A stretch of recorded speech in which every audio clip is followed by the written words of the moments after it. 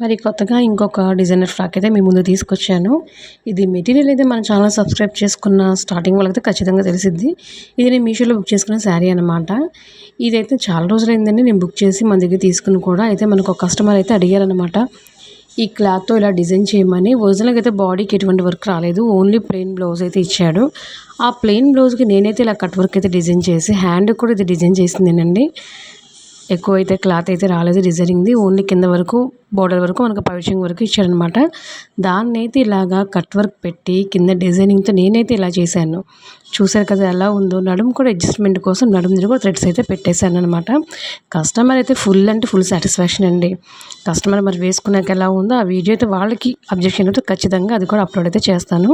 కింద చూస్తే మీకైతే క్లియర్‌గా తెలుస్తుంది డిజైనింగ్ వర్క్ ఎంత నీట్‌గా ఉందో.